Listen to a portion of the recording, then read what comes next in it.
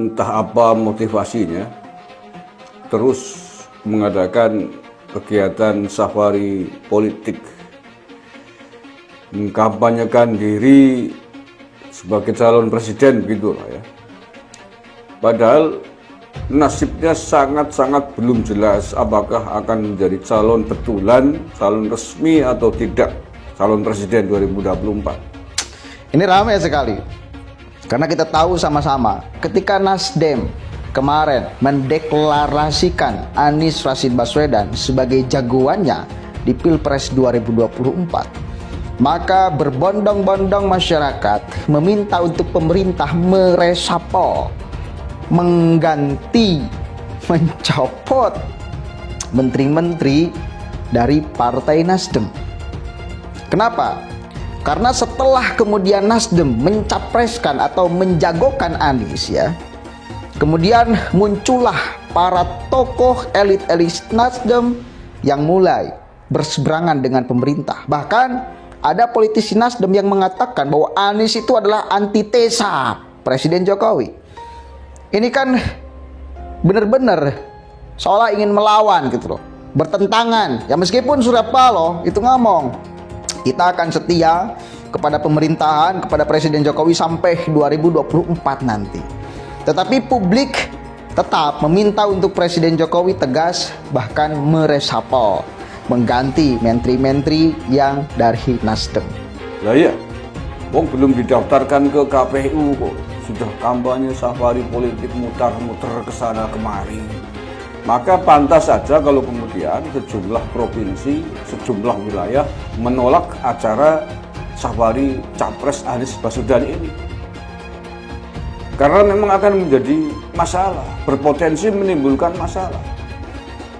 Satu, akan menimbulkan kontroversi di wilayah tersebut. Yang kedua, pada saatnya nanti ketika Anies Baswedan ternyata tidak menjadi calon, bukan atau gagal menjadi calon presiden, ini kan membuat simbol-simbol kemarahan publik di wilayah-wilayah yang dikunjungi. Sudah mengorbankan banyak biaya, kampanye ke sana kemari, ternyata tidak menjadi calon.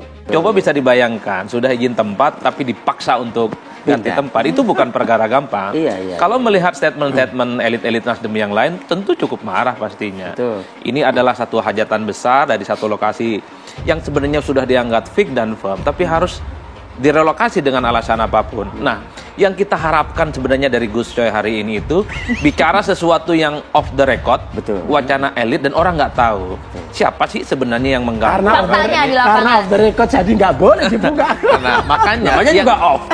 Yang off itu kemudian harus jadi on, Gus. Ini kan bagian biar tidak jadi spekulasi yang liar. Ya, betul. Supaya publik tahu dan tidak menduga-duga bahwa ini misalnya ada upaya pencegalan atau jangan-jangan upaya Nasdem aja nih mengkapitalisasi bahwa seakan-akan Anies ini dijegal di berbagai tempat. Safari politik Anies Baswedan singgung kesejahteraan Papua tak merata. Wong dia itu bukan pejabat kok, sudah menjadi mantan gubernur. Calon-calon belum jelas. Kok safari muter-muter, safari apaan gitu loh. Mendingan safari ya Pak Anies dan timnya, mendingan safari ke Cianjur atau ke daerah-daerah lain, bawa sumbangan, bawa donasi yang jelas. Umumkan kepada publik, kita mau ke Cianjur, mau membantu korban bencana gempa bumi di sana. Ini saya bawa beras sekian ton, pakaian sekian truk, itu kan, obat-obatan sekian dus gitu. Sampai sana disampaikan, diserahkan, tidak perlu diumumkan ke publik, tidak perlu diumumkan partainya, tidak perlu diumumkan labelnya, yang ikhlas. Jangan ada kepentingan politik, itu baru bermanfaat. Nggak perlu pakai bantuan bencana alam di Cianjur pakai label partai Nasdem misalkan, atau ormas apa, atau partai mana PKS misalkan, nggak usah diumum. Ini ikhlas gitu loh. Bakal calon presiden Partai Nasdem Anies Baswedan tengah melakukan safari politik ke berbagai daerah. Yang terbaru, Anies mengunjungi sejumlah daerah di Papua.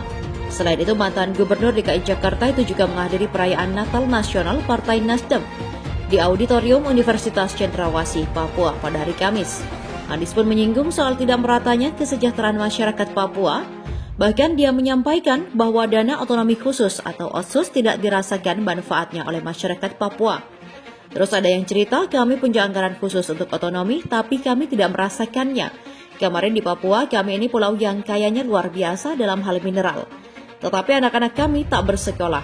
Keluarga-keluarga kami tak mendapat fasilitas, kata Anies dalam sambutannya di acara Barisan Pecinta dan Relawan Anies Baswedan atau Baperan, Jakarta dikutip pada hari Senin.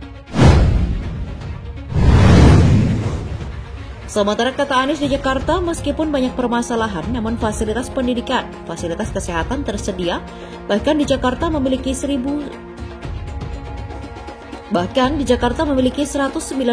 rumah sakit.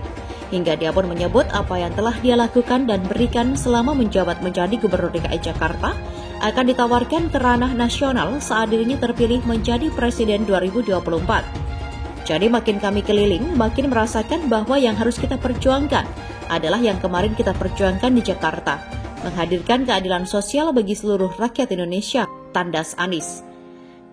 Jadi sekarang kita hanya meneruskan saja Pak Kiai, kita terusin saja nggak ngubah. Bila kemarin kita kerjakan dalam konteks Jakarta, sekarang kita tawarkan ini ke level nasional, sambungnya. Dia mengklaim banyak mendapatkan dukungan dari masyarakat untuk terus maju dan bertarung pada Pilpres 2024. Kami mau berjuang sama-sama Bapak, Bapak serius, Bapak jangan mundur, Bapak jangan takut, Bapak jangan takut, Bapak jangan mundur, maju Pak. Kami jauh-jauh, jadi saya ini kalau datang keliling bertemu yang begitu Pak, Ibu Anies.